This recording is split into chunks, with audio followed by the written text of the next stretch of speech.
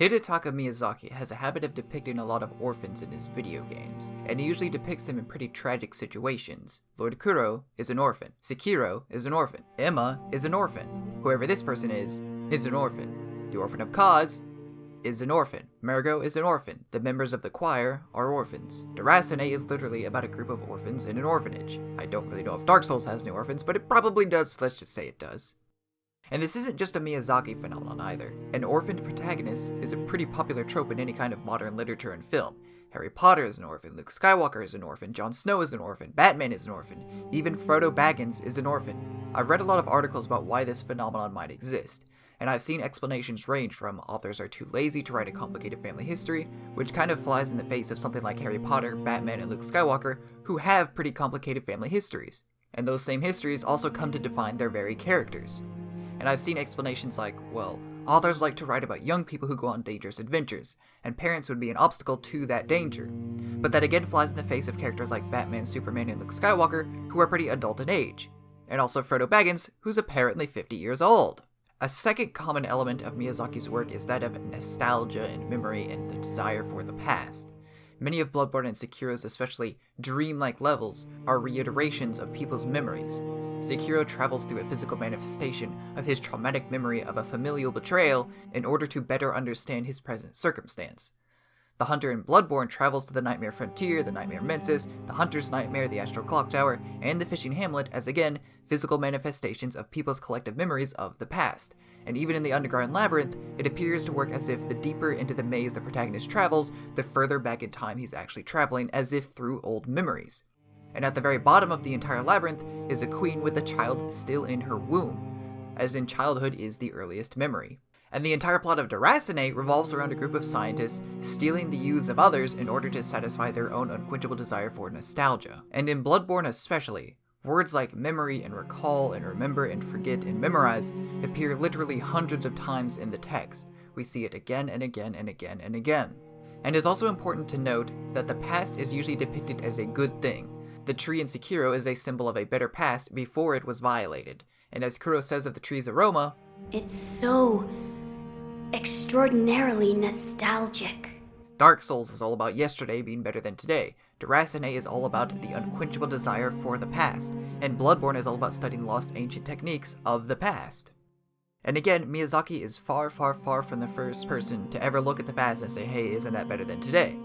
In fact, the earliest story I've come across that revolves around lamentations for the past is in fact the Bible, and it's the very first story of humankind in the Garden of Eden. To summarize, God creates Eve the first woman and he creates Adam the first man. They live together in perfect bliss and harmony in the Garden of Eden, where all their desires and all their needs are taken care of. God gives them one command: do not eat the forbidden fruit from the tree of knowledge. Then the serpent comes to Eve and tempts her to do the one thing that she isn't supposed to do. So Eve eats from the tree of knowledge and she gives a piece to her husband, and then the two are like, wait a minute.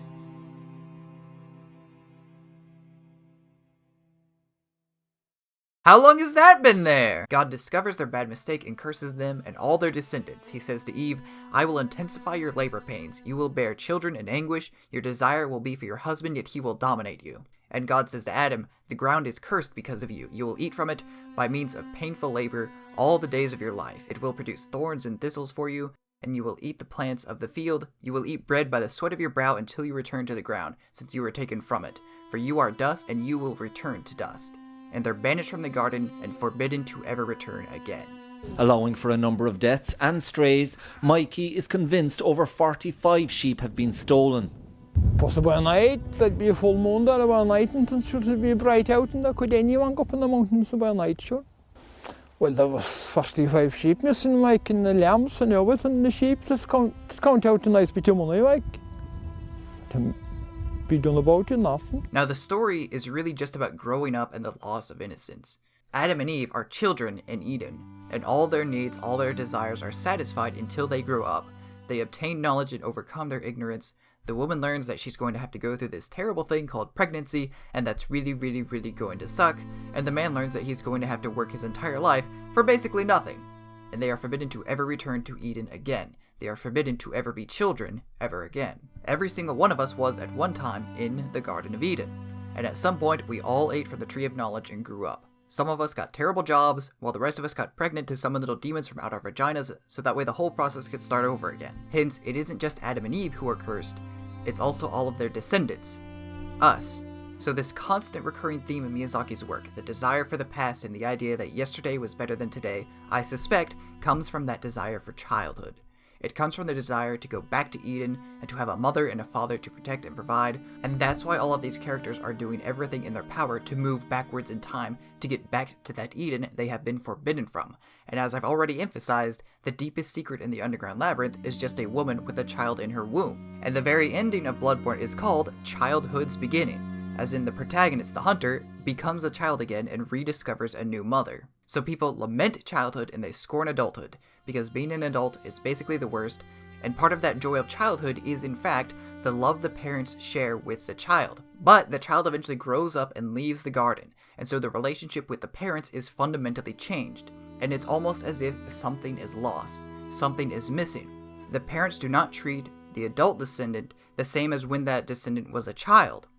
So it isn't that the parents are lost, or the parents who are dead, it's that the child is the one who's missing and gone. The child is no more. The child is dead and has grown up to become an adult. So when an author writes about an orphan protagonist, I honestly think it has more to do with that lamentation and the struggle that occurs with age. It is as if the parents are gone. It is as if the child has become an orphan upon becoming an adult, because from the perspective of the child, it feels as if the parents are gone, even though it's really just that the relationship has fundamentally changed. From the perspective of the author, it is as if he is an orphan. That's why orphan protagonists are so popular. It's actually a pretty relatable story, and a really, really important one. The author, the reader, and the orphan all share the exact same desire and the exact same quest to rediscover again the old love which has been lost. Say, Mama. Dada.